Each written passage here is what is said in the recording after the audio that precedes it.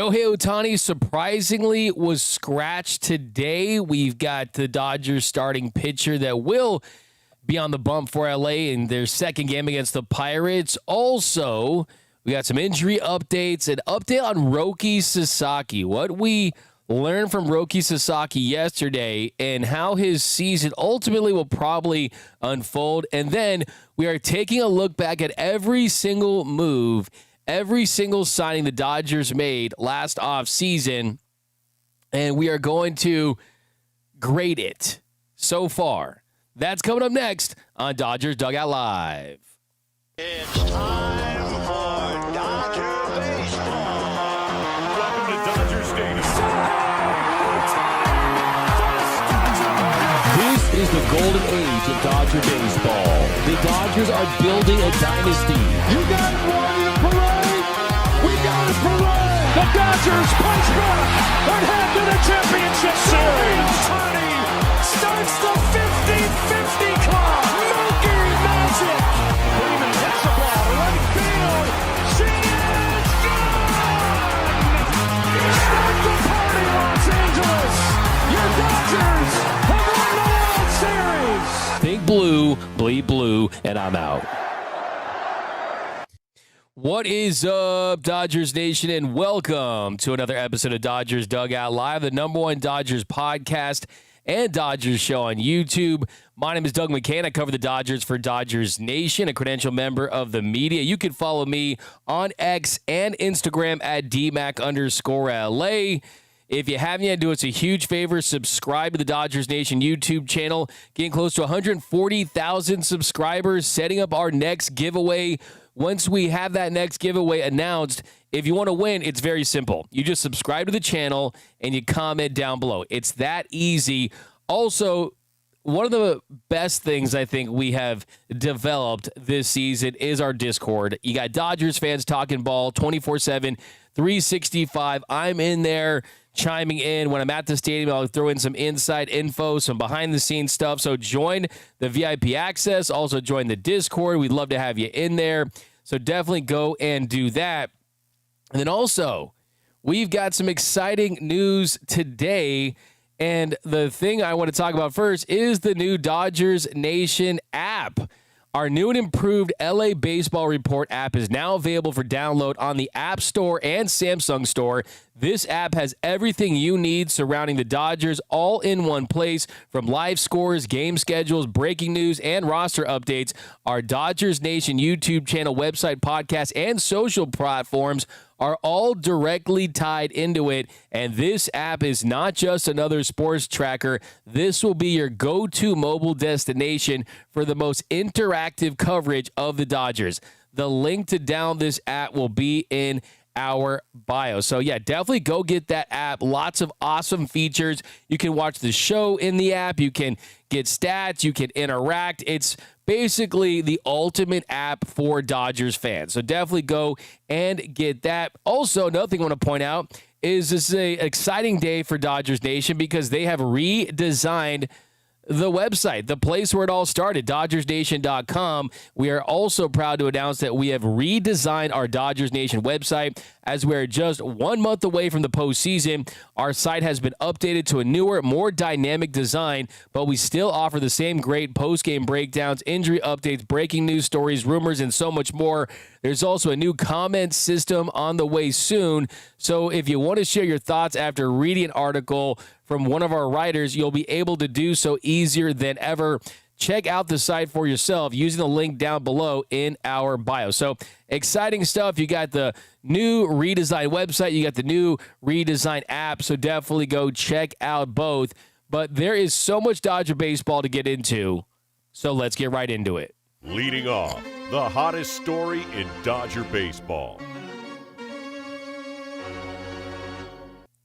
All right, so the hottest story in Dodger baseball is that we expected to see Shohei Ohtani on the mound for the Dodgers in their second game against the Pirates, but he was scratched. Shohei Ohtani will not be the Dodgers starting pitcher today.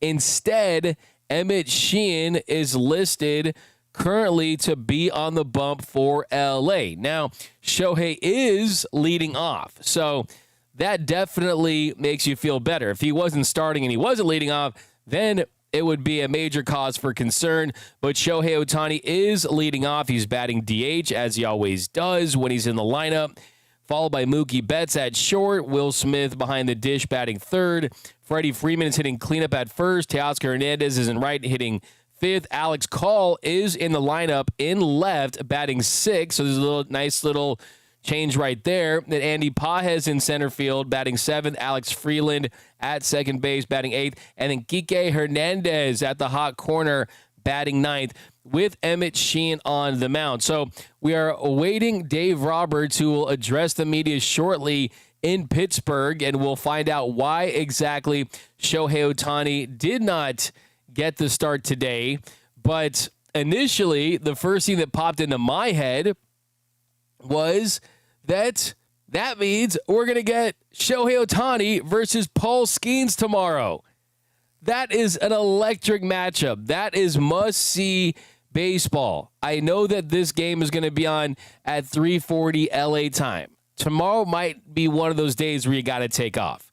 Use that PTO, call in sick. I'm a little sick today, and maybe that is the reason why. That you take off a little, you enjoy Paul Skeens versus hopefully Shohei Ohtani. I mean, we don't know that for sure, but I'm hoping that is the move that ultimately is made when Dave Roberts, he meets with the media here shortly. And Shohei Ohtani yesterday had a 120-mile-per-hour home run, reached 100 home runs for the Dodgers, the fastest ever in the history of this franchise.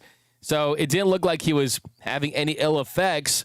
But when you look at Shohei the pitcher, he had come off really one of his best starts, really his best start since returning from Tommy John against the Reds. He went 5 innings, had 9 strikeouts, 2 walks, completed 5 for the first time since coming back from that second Tommy John surgery, the brace surgery, and being with the Dodgers. He lowered that ERA to 4.18 after having the 5.71 ERA in the month of August. So he did have some rough starts. So he had the start in Colorado where he gave 5 runs in 4 innings, and then against the Angels, he gave 4 runs in 4 1/3 innings.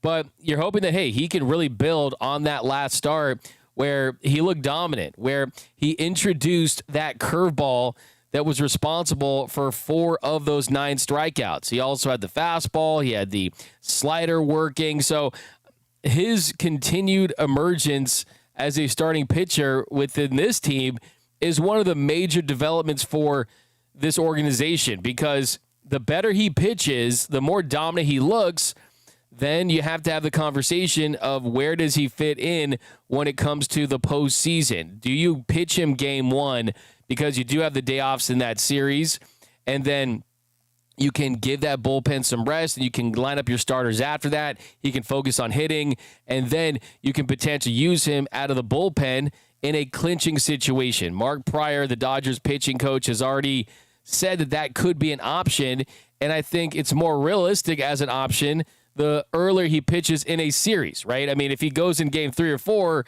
the odds of him used in a high-stress situation out of the pen, I think, are a little less likely. But I think if you pitch him early in a series, I think that increases the odds, and then also he doesn't have to have that start in the back of his mind, right? He can just go out there and perform at the plate and do what he does for this team, and that is slug. That is hit 120-mile-per-hour home runs and go out there and just be the massive spark that he is for this Dodgers offense. So if it were me, Shohei Ohtani is my game 1 starter, and it has to do with the days off following game 1. It has to do with the fact that you kind of know what you're up against for the rest of that series.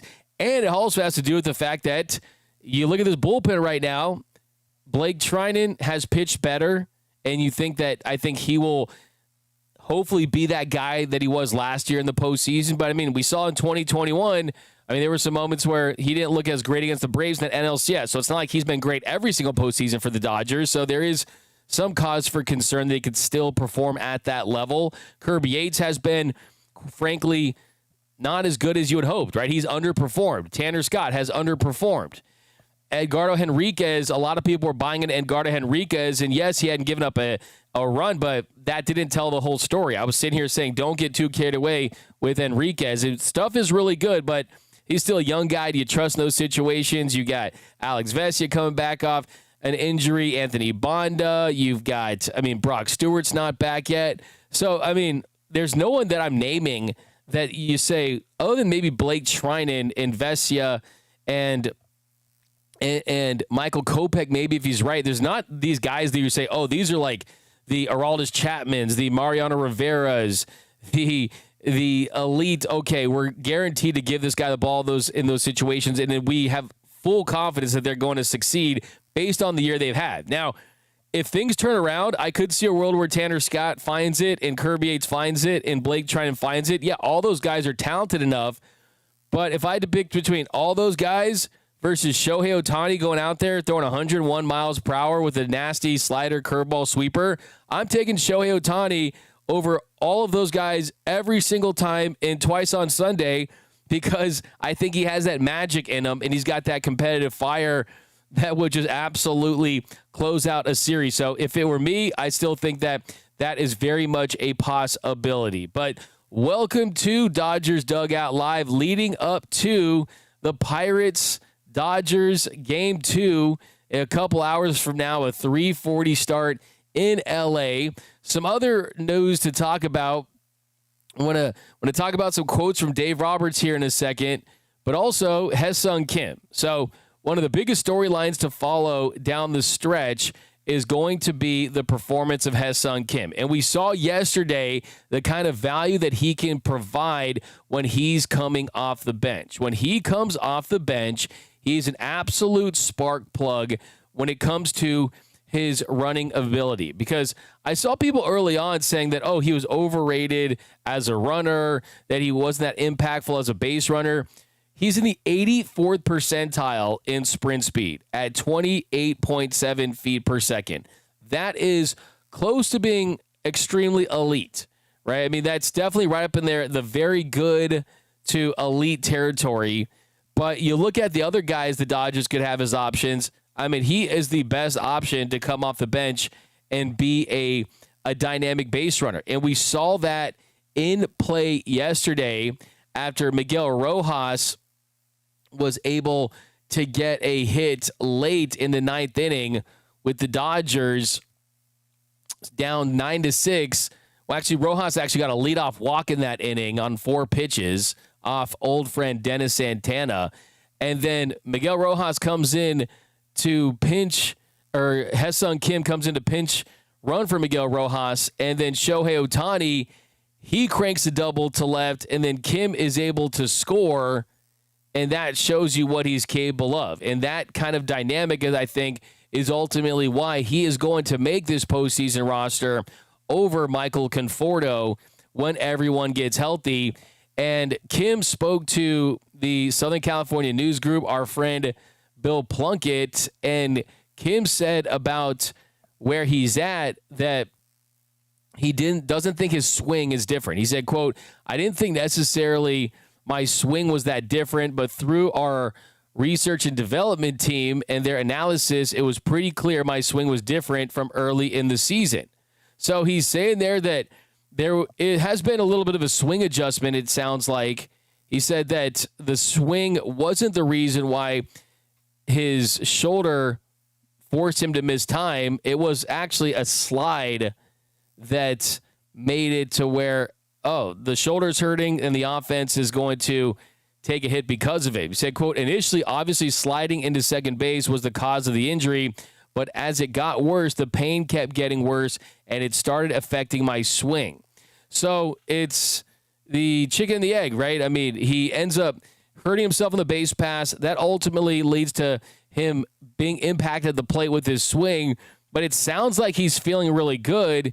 And the hope is that he can start to produce like the Hyeseong Kim that we saw early this season with the Dodgers. He said, quote, "Through the rehab games, I was able to go back to what I was working on during training and early in the season during spring training." Said, "I kept practicing the same routine during the rehab process, just working on the same things over and over again, trying to perfect my swing.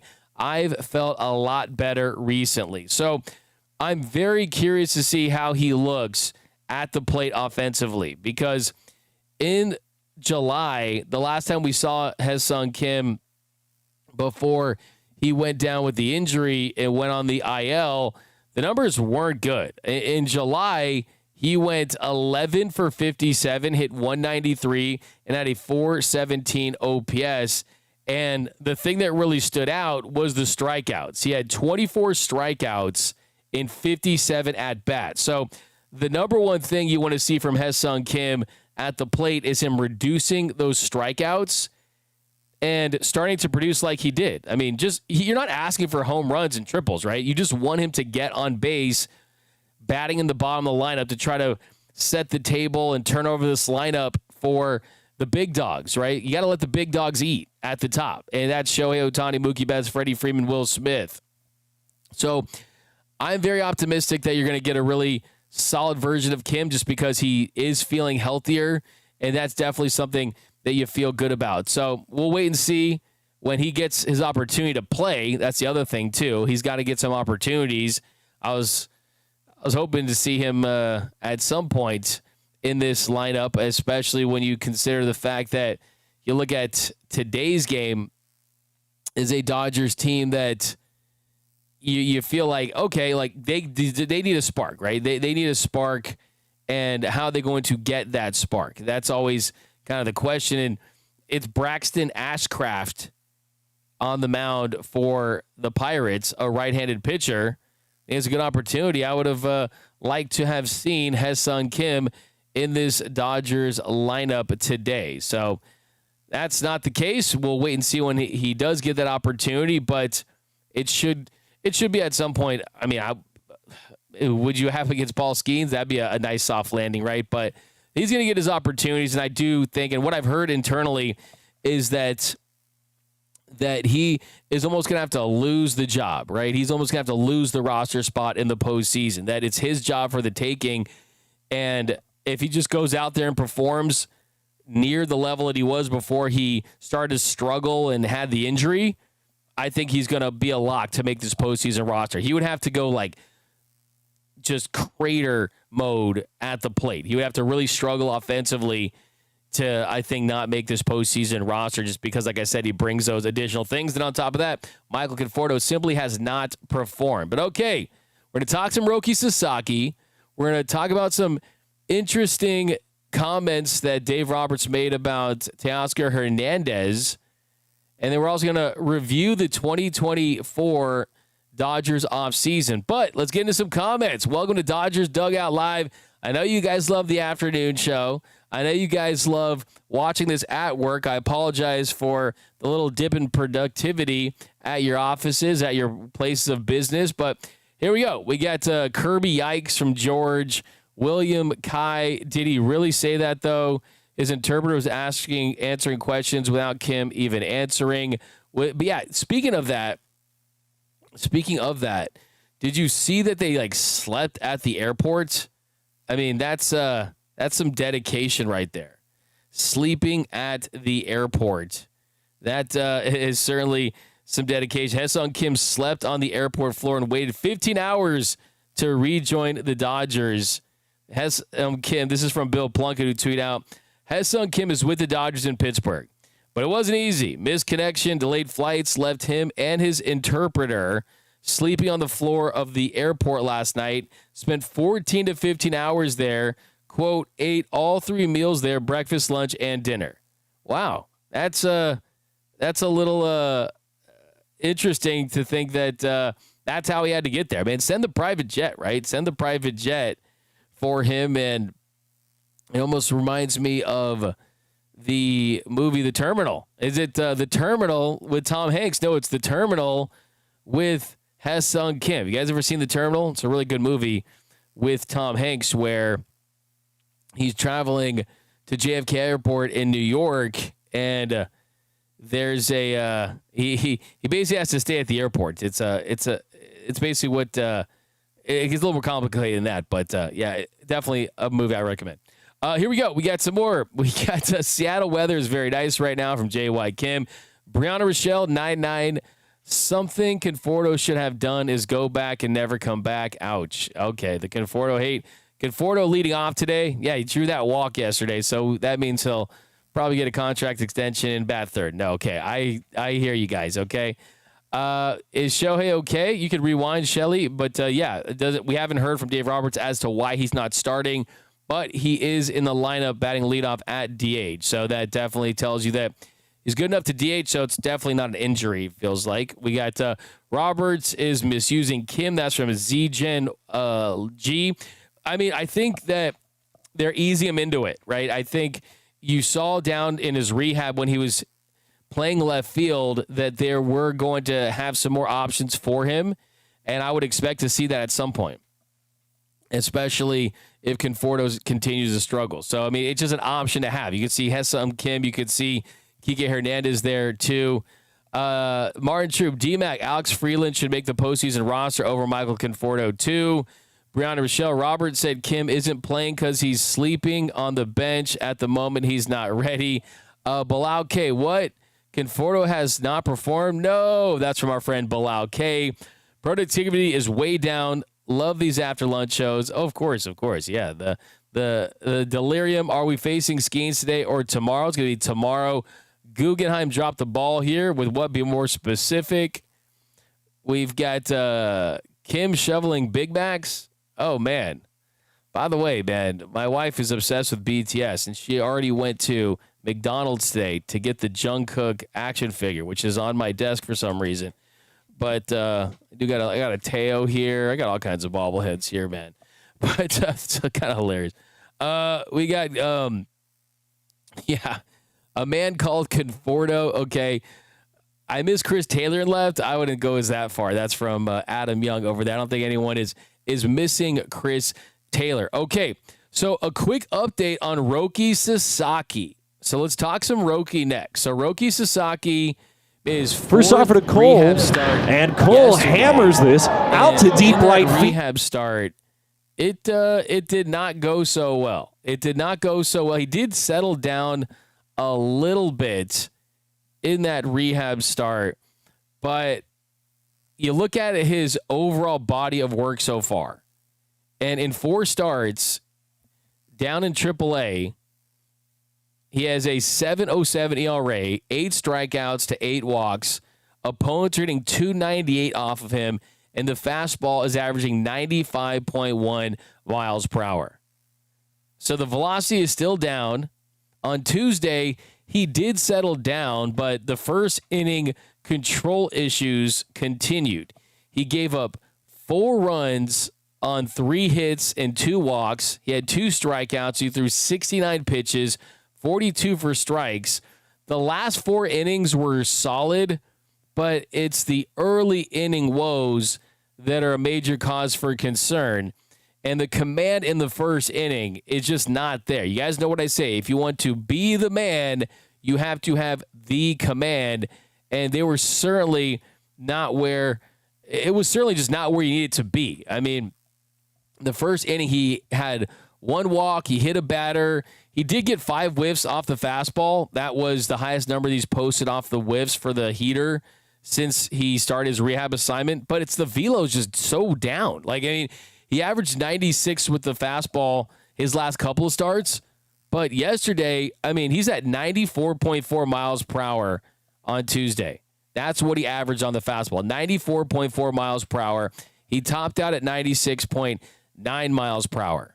And Dave Roberts said to us a couple of days ago that the velocity needs to be consistent, that strike throwing needs to be consistent. Just having overall command needed to be better. And Dave also said that the focus is different in the big leagues versus AAA because he's kind of working on some things. But he said that he needs to be dominating AAA hitting. That's what he expected. Dave said that dominating AAA hitting is what he expects from Roki, and he's not doing it. And the velocity is not there. So at this point, I think that it's safe to say that barring a multitude of injuries for the Dodgers pitchers, that Roki Sasaki is not going to factor into the postseason. Things could change. He could get his opportunity out of necessity. But there's no way, based on how he's been pitching down there, that you could put him in front of any of the guys in this rotation, and he really just would not make sense out of the bullpen either. So I do expect that he does come back and gets a start, but even then, if he continues to struggle, are you just basically setting him up for a embarrassing start where he's getting rocked in the show, and that's what he remembers in the offseason? I mean, there's something that's not right with Roki. Like, period, full stop, end of story. They can keep giving him rehab assignment outings. They can keep pushing this thing back. But the bottom line is there has been a significant velocity decrease from his peak in the NPB, where he was throwing 102 miles per hour, to how he looks in this show. And I have to believe that mechanics are something, and I've talked to some people about just the way the mechanics are looking, but I almost think it has to be something health related. The fact that the velocity just is not cooperating, and it's disappointing. There's no way to positively say that this isn't disappointing. This is a disappointing development for the Dodgers because he was supposed to be a superstar. Andrew Friedman said himself that Roki said that he expects to be the best pitcher in the world. And that is his goal, to be the best pitcher in the world. And he doesn't look like he's the best pitcher on the Oklahoma City Comets. And that is definitely something that I never thought that I would say.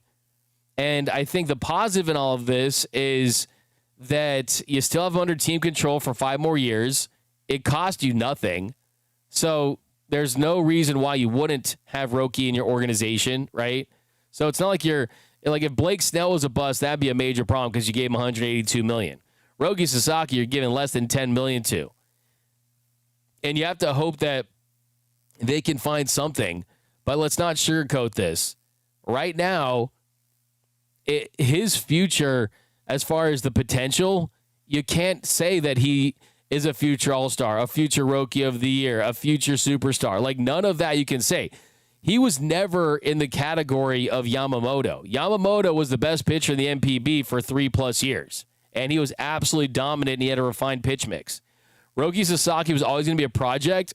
It makes you wonder if he should have just started down in AAA to begin with instead of forcing him into the show. But I know he's frustrated. I know the organization's probably a little frustrated, but to tie a bow on this, if you had any hopes that Roki Sasaki was going to be this rookie dynamo type of pitcher that was going to dominate for the Dodgers in the postseason, that right now doesn't look like it's going to happen. Looks like there's almost no chance of that happening right now.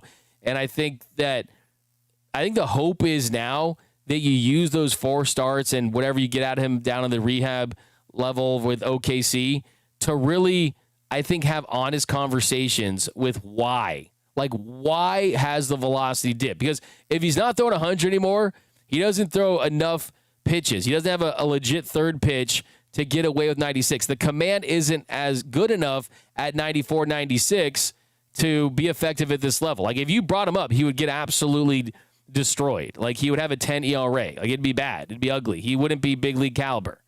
So I think that the major positive in all of this is that at the very least, he was able to come back from the shoulder impingement and pitch a nice handful of games. So you have a better way to assess him. You have something to work off of as to why. But it's mind-boggling. It's perplexing, 100%.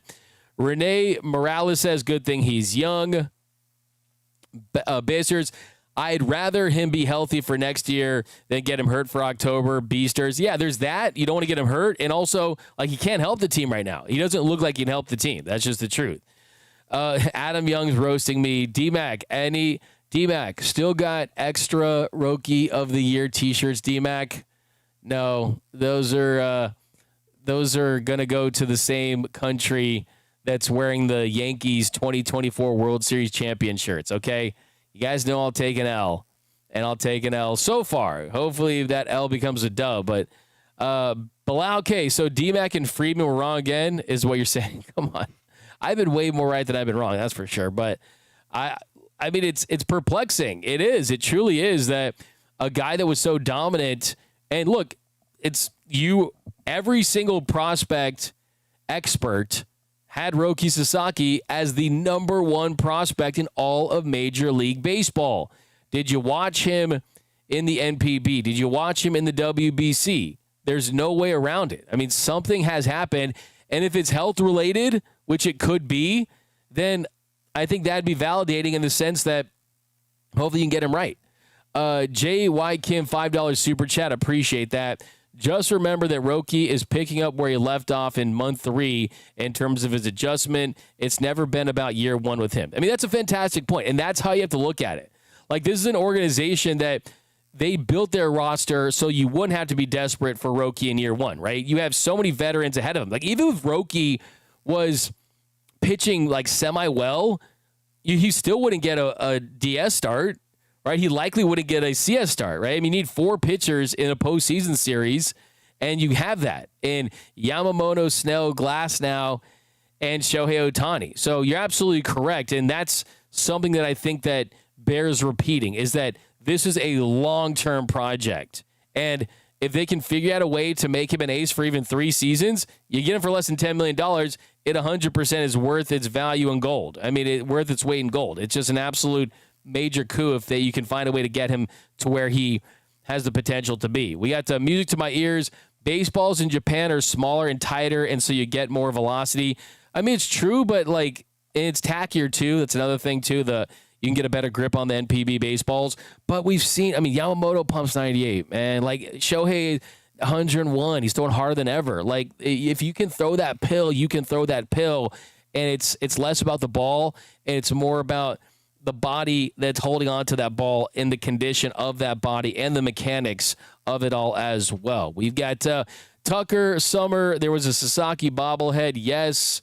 We've got Roki is a bust like Arch Manning. Okay.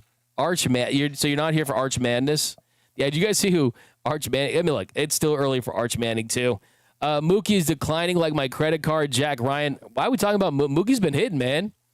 Mookie has been hitting, and he's been playing great shortstop. In fact, I think that Mookie Betts, he deserves so much credit for the way he's playing shortstop right now. We'll talk about that in a second, but let's go to the X, and let's see if we get an update on Shohei Ohtani and why he did not make the start. I'm going to run this live until we find out why Shohei Ohtani did not make his start. I mean, was it a mistake? I doubt that. I highly doubt that. But let's see if we can get any more intel right now. I'm going to text some peeps. Here we go. All right, there we go. There we go. Let's see. Fabian Ardai of The Athletic. Yeah, still nothing. Jack Harris of the LA Times, 2 of my favorites. Nothing yet. So we'll still wait and see what is going on with that. But want to shift gears real quick, talk about Teoscar Hernández. And then we're going to go down the list of the 2025 free agents that they brought in for this season, 2024, 2025. And then also we're going to hear from you guys. We do the 7th inning stretch here in a second. But Teoscar Hernández and Dave Roberts, Dave is really pushing Teo right now. He really is. And I think Teo's embracing it. I think he is too. Dave Roberts said about Teoscar Hernández, who, let's just throw it out there. Like Teoscar Hernández in the first year of a 3-year, $66 million contract, that contract doesn't look good yet. Like yet. Keyword yet, Y-E-T. But so far, he's underperformed. He's a league average hitter at a 100 weighted runs created plus. Last year, he had 33 home runs in 154 games. This year, 21 home runs in 113 games. And the batting average down from 272 to 247. The thing about Teoscar Hernández this year versus last year was Teoscar Hernández, if you look at last year, as far as the most clutch Dodger, I think you can make the case that it was him. I mean, he was a guy that you won at the plate in big spots.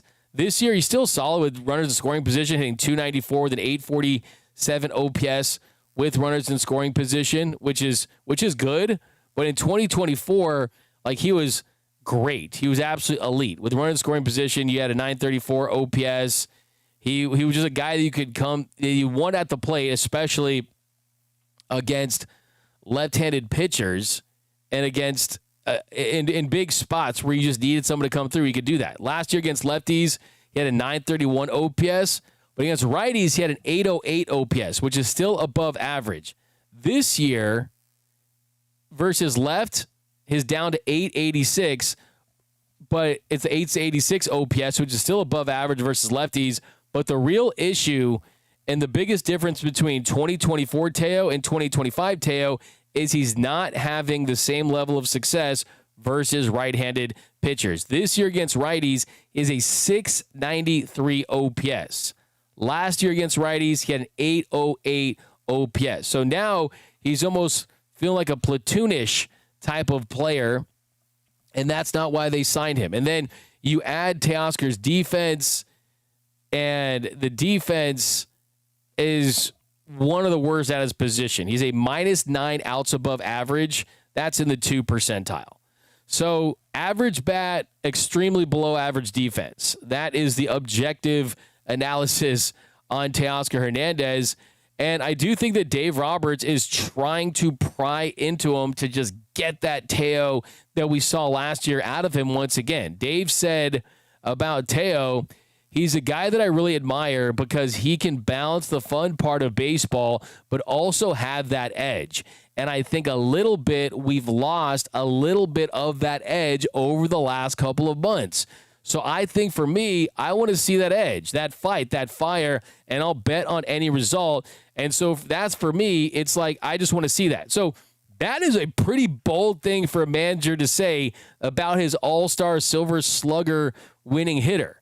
For all you guys saying Dave Roberts is soft, Dave Roberts isn't going to light a fire, this and that, like, a manager just said about his all-star hitter from last year that he has lost his edge a little bit. Like, that's significant. That's significant. I mean, it truly is. And that's why Dave Roberts essentially benched him on Sunday. I mean, he had him out of the lineup. Had he been hitting, he'd be in that lineup. And Dave called it a 2-day reset. And to Teoscar Hernández's credit, he definitely struggled early on. He should have made a play on that Tommy Pham bloop that fell in front of him in the first inning to score a couple runs to set the Dodgers back early in that one. But he did come through at the plate, had 2 hits and an RBI, went 2 for 4 with a strikeout. So offensively, he did look a little better than he's been.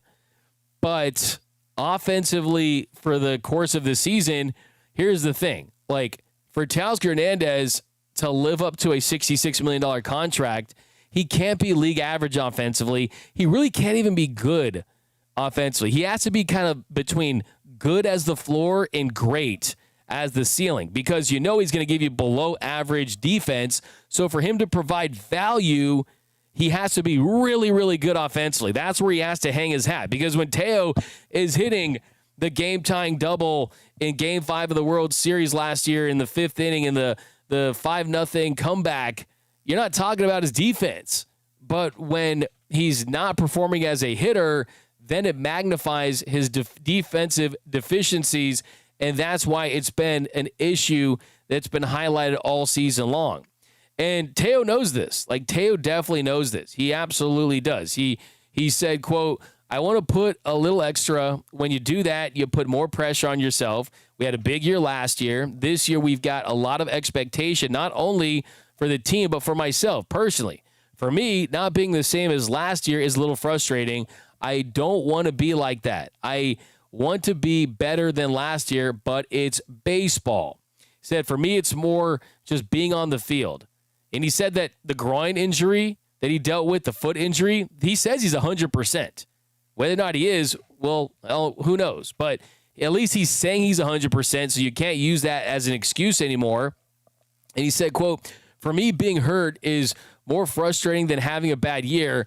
I'd rather be on the field and having a bad year than not being on the field and just fighting back and forth." So basically what he's saying there is, hey, like, I'd rather be bad on the field, but at least I'm out there, right? Your best ability is your availability, and at least he's available for this team for the most part, and he's struggling out there and trying to figure things out on the field.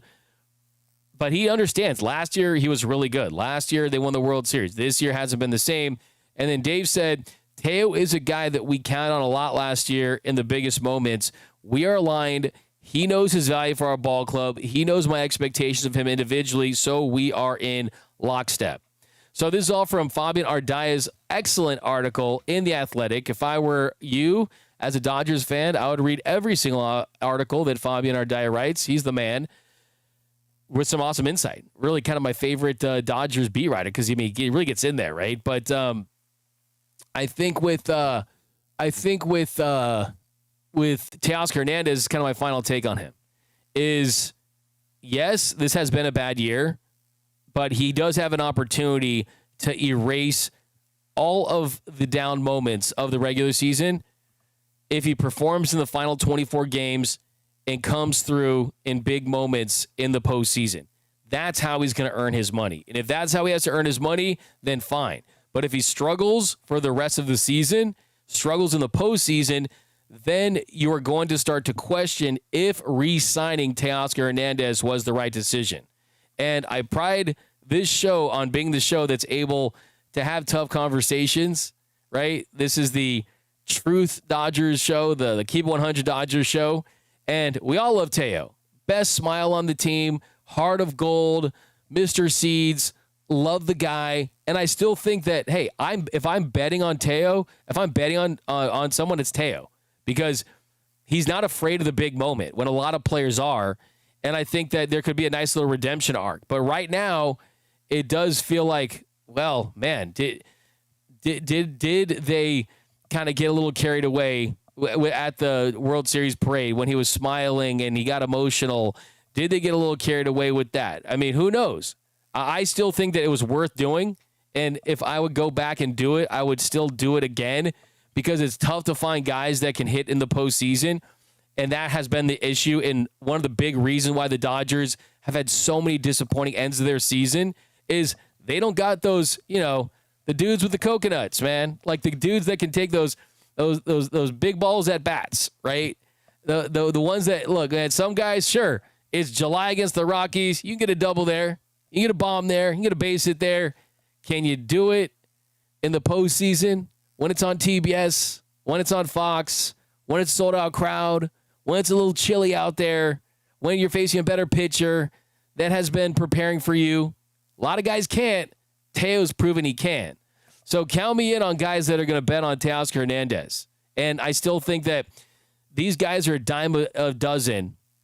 Now, if it goes bad in the offseason, who knows? I mean, could you try to move off of him? That's another question. I mean, the truth of the matter is the defense is declining and the positions that he should be playing aren't open. DH, Shohei, first base, Freddie. And outfield is where he struggles. So that's just kind of where we're at with Teoscar Hernández. All right, guys. Now we're going to go over all of the free agent signings for the Dodgers really quick. And we're going to grade them for right now. All right. Let's start with Enrique Hernandez, a 1-year, $6.5 million deal. And Kike Hernandez, you saw him pitching this year. I love the pitcher's helmet, the safety first. Offensively, he's a negative 0.2 WAR, hitting exactly 200, has 8 home runs. But you know what? I still give it an A signing. And you guys can get mad at me for saying that, but it's for 2 reasons. One, it's a 1-year, $6.5 million deal on a $400 million payroll. It's not hurting you. And 2, we've seen Kike have seasons that are exactly like this offensively, only for him to turn it on in the postseason and get the biggest hit. So I think that if I have to give Kike $6.5 million to have a rocky regular season where I think the elbow injury really impacted his down stats, just for the chance that he can do what he did last year, where let me tell you this, Dodgers don't win the World Series last year without Kike Hernandez. And for a guy that's getting $6.5 million a year, that says a lot. So I still get an A. Clayton Kershaw, 1 year, $7.5 million. There's tons of incentives in that contract. I haven't crunched the numbers, but he has earned a lot more money on that now based on his performance because that deal was very incentive laden. And for the most part, Clayton Kershaw's gone out there and he's delivered on that contract, because that deal could have been worth up to $16 million, and he's likely going to get most of that $16 million, because with 13 starts, he gets an extra. He got the $4 million. He got the top performance incentive was $8.5 million. He already earned that. He earned the game. He's earned $4 million through games started. He's already at 16 starts. So the days active, 90 days, 1 million, 1 million, 30 days, 2.5 million. So 4.5 million. So yeah, he's already up there with all the incentives that he had to reach. So yeah, Clayton Kershaw, based on what he's been able to provide this team on that contract, a guy that's gone out there has made 18 starts and the contract asked him for 16. Yeah, guess what? That's an A signing for sure. Like, that could be an A+ signing. Hyeseong Kim, 3 years, $12.5 million, has a 2028 and 2029 club option that they have to exercise after that 3 years, and that could basically have him in LA for 5 years. It'd be like a $23 million deal. I think Hyeseong Kim, when he's been in there, he's looked really good. I think the potential's there for him to be a versatile defender, a really good pinch runner. I think the bat has been better than they thought it was going to be. He made a key adjustment where he left his front foot down instead of having that leg kick like you see players from the KBO have. I think that's an A signing too. I really do. I mean, think about these prices. Like, we haven't even got to like the big ticket items. These are low money, very, very, very team friendly deals. So I think that's an A2, especially the fact that you have a long evaluation period with him and you're just not getting hurt by that. I think that Kim could be a really, really good player for this team. He's still really young too, and this team needed to get younger. Kirby Yates, 1 year, $13 million. So now we got our first signing that at the moment, like I said, these players go crazy in the postseason. You can go from a C to an A. You can go from a D to a B, right? The postseason is the great equalizer, but right now, Kirby Yates, a negative 0.3 WAR, 4.84 ERA in 43 games. He has eaten some innings at 35 and a thirds innings. They needed that early on the season. They were kind of riding him, but a 13.02 WHIP. I think this is a D+ signing so far for the Dodgers, a D+ that we'll see if he can get that grade elevated. Michael Conforto, 1 year, $17 million. And by the way, I'm going to go back to Yates really quick. I mean, the thing is, like, you could have basically kept Ryan Brazier or gone with Yates. So a lot of these guys, I mean, it was kind of a worthwhile thing to take on these deals. But next with Michael Conforto, 1 year, $17 million, had an $8.5 million signing bonus. And you guys know that this has been a bad signing so far. And I think it looks even worse because the guys we're talking about, like Michael Conforto versus Kirby Yates is likely to get a chance in the postseason. But Conforto, he's played himself to a point where he's not going to get this opportunity that we've talked about for Teo and Mookie and some of these other guys where you can wipe away all the bad moments. And it's basically the Men in Black pen thing where you just forget about it completely with a successful postseason. Conforto has performed so poorly that he's most likely not going to have that opportunity. And his numbers hitting 189, that's league worst for anyone with 360 plate appearances. But a 75 OPS plus, he's been 25% below league average offensively. He's been a below average defender, and he's been a minus 0.6. So he's played, so that's why he'll get a D. But if they signed him and he was injured the whole season, then you get an F. But he has been a D, let's be honest. So you guys, you can throw out your grade. I'm sure it won't be that high. Blake Treinen, 2 years, $22 million, $5 million signing bonus. He dealt with some injury issues this season that forced him to miss a good amount of time. He was dealing with a forearm sprain that led to him going on the 60-day IL. He was activated on July 27th, and he's looked better lately. He really has. He's another guy that I do think gets that postseason pass. Like, let's be honest. Like, you have sweat equity with this team when you have done things that Blake Treinen has done, right? Kirby Yates doesn't get the same pass that Blake Treinen has. And Treinen's already a 0.4 WAR guy in 21 games in just 18 innings and has a 3 ERA. So I know you guys are probably not going to agree with me on this, but I think it's still an A signing. I really do. It's an A signing because you get him for that price, hoping that he could be the most important reliever for the Dodgers still this postseason, based on how Tanner Scott's look, based on the fact that Evan Phillips is gone for the year, based on the fact that Brock Stewart, we don't know what he really is in this organization. So bottom line is your most important reliever could be a guy you got for 2 years and $22 million, which is a lot less than some other guys around the league are getting for that role, and a guy on this own team even. So Teoscar Hernández, next guy, 3 years, $66 million. So I've talked a lot about this, and it does have a 2028 club option on it as a $23 million signing bonus, $23.5 million in deferrals as well.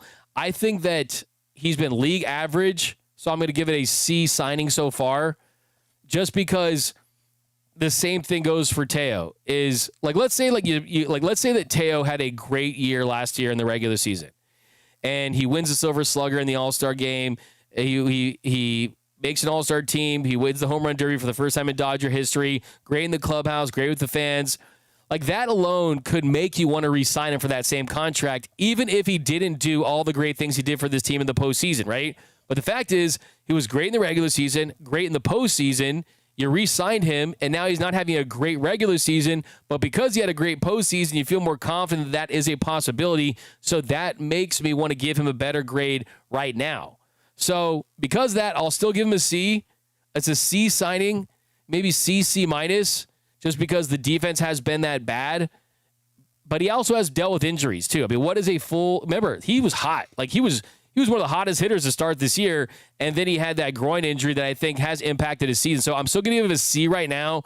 This could get upgraded to a B or as high as an A. Like, if he wins NLCS MVP, World Series MVP, has clutch moments, you could be elevated right away. And the difference between Teoscar and Conforto is we know that there's no thought of moving off of Teo for obvious reasons, but he's going to get that opportunity. And then there's Tanner Scott, 4 years, $72 million, has a 2029 club option that's conditional, $20 million signing bonus, and $21 million in deferrals.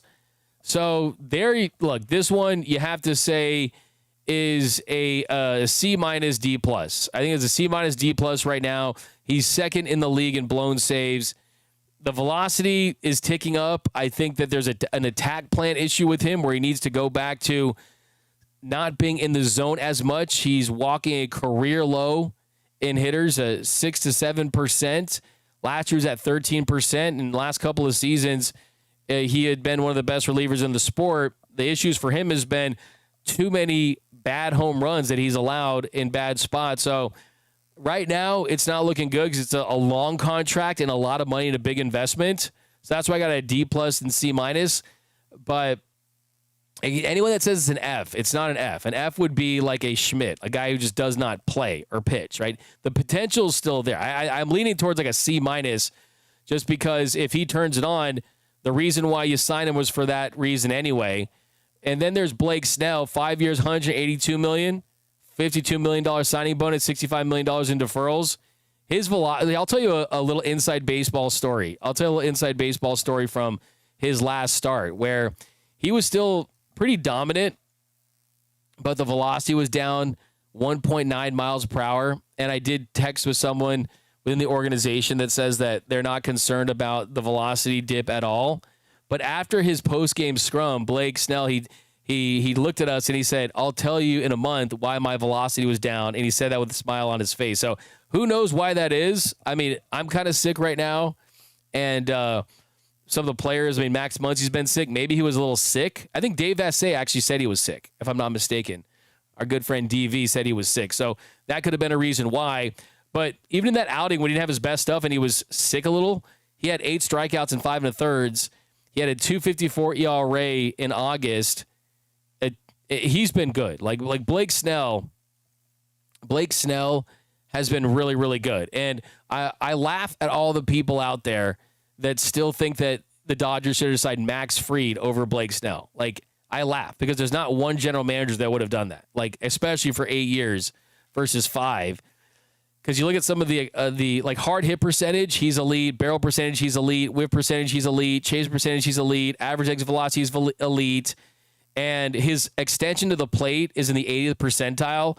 So his fastball actually plays up more than others. And he could do a little better on the fastball, though. And once he figures that out, he's going to be lights out because opponents are hitting 333 on his 4-seam fastball. But I still think that Blake Snell has the potential to be as nasty as any starter in this rotation, and they needed another starter, especially when you look at Roki Sasaki not living up to the hype. I still think that's an A signing for sure. Everyone, what did you guys tell me? D-Mac, we want Corbin Burns because he's never gotten injured. What I say at the time before they signed any of these guys? Remember, Blake Snell was my number one free agent target, and they end up picking him up. Well, I said that Corbin Burns not being injured is why I don't want Corbin Burns, because that tells me that he is going to get injured. That's how this stuff works. So I didn't want Corbin Burns for that reason. Max Fried's ceiling is not as high as Blake Snell's, so that's why I got Blake Snell. And right now, I mean, a 2.41 ERA in 7 games, 7 starts. Yes, he has missed most of the season, but I think that you got to save him for what matters most. And they didn't need 30 starts from Blake Snell. What they need is 5 to 6 starts from Blake Snell in the postseason at an elite level to make that contract an A contract. And I still think that's certainly on the table. All right, guys, running out of time. Let's get some 7th inning stretch here, answer some questions. We'll see if we can get any word on Shohei. All right, let's see what we got from you guys down below. And let's see if we got any word on Shohei Ohtani and why he did not make his start today. Let's see. Right, here we go. Go on the old X machine. Here we go. This is, oh, there you go. Everyone's under the weather. I must have picked up something from the Dodgers clubhouse because Fabian Ardai just tweeted out, Shohei Ohtani was, quote, under the weather yesterday, Dave Roberts said. Obviously can still hit, but didn't feel great throwing his side session because of the illness. Ohtani will pitch sometime this weekend. So we're not even going to see Shohei Ohtani going up against Paul Skeens. Please, that would have fed families. Why? Please. But still, the good news is obviously this is an illness. Clearly there's something kind of going around in that Dodgers clubhouse. So that is what is the deal with that. So yeah, don't feel too bad. I mean, I feel bad for anyone out there that was going to go to the start hoping to see Shohei Ohtani. Of course, you want to see the unicorn doing unicorn things. But the good news, too, is that it's not like he's too sick to hit, and he'll still be in that lineup for that reason. So definitely feel good about the fact that he can still hit, and they need him to hit. And yesterday he had a 120-mile-per-hour home run for his 46th of the season. So hopefully you get another home run. But that is why Shohei Ohtani will not pitch tonight. And then we'll see what they do tomorrow. So let's figure out if they ask Dave Roberts what tomorrow is going to be. But by the way, you love how he was sick yesterday, went 3 for 4, double and a bomb. Dude's built different. Dude is absolutely built different. So let's see here. Anything else? And we'll be here for the post-game show too. So anything that comes out after that, we'll make sure we give you that. Dave Roberts also said that Roki Sasaki's stuff last night was not up to where the club was hoping. The organization is still deciding what his next steps will be, but there are no plans to bring him back up to the majors for now. That's from Jack Harris of the LA Times. Jack Harris also said Dave Roberts said Shohei Ohtani has been under the weather. The tax of pitching him in a game today was not worth it. So that is where the Dodgers are at for tonight. And let's see. Anything else?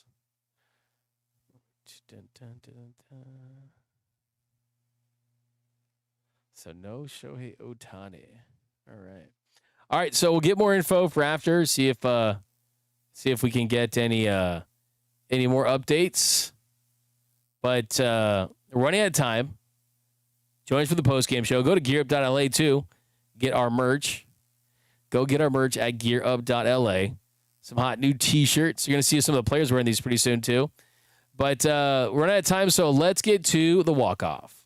The walk-off. Hits the ball to right field. She is gone!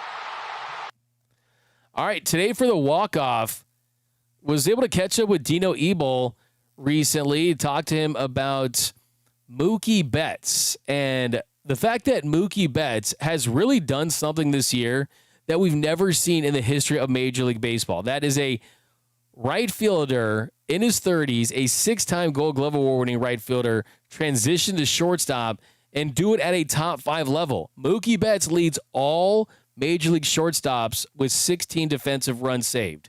That's incredible. He's had a better year defensively than Corey Seager. I mean, that's just wild. But here was Dino Ebel talking about the biggest improvement for Mookie Betts at shortstop.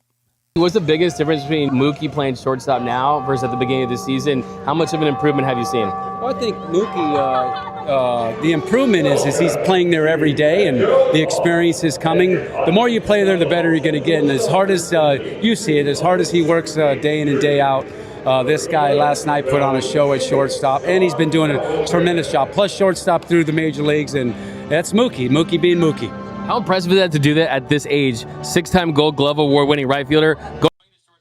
Done this like at 32. Does he feel like he's a Gold Glove caliber shortstop? You know what? Knowing Mookie, I'm not going to speak for Mookie, but I don't think he thinks that way. I think he's going to go out every game and try to help this ball club win and make every play. And so far, he's done a tremendous job. And he's out here today like normal. His routine is to take some ground balls and be ready to play tonight. Thank you. All right, that's going to do it for this episode of Dodgers Dugout Live. My name is Doug McKain. You can follow me on X and Instagram at DMAC_LA. Hit the subscribe button, hit the notification bell, hit that like button for your Los Angeles Dodgers. I got to get some rest, a little under the weather like Shohei. And we'll see you tomorrow. We'll see you actually after the game for the post-game show. And hit the subscribe button, hit the notification button, hit that like button on your way out. And until next time, think blue, bleed blue, and I'm out. Start the party, Los Angeles! Your Dodgers have won the World Series! And when the upcoming winter gives way to spring, rest assured, once again, it will be time for Dodger baseball.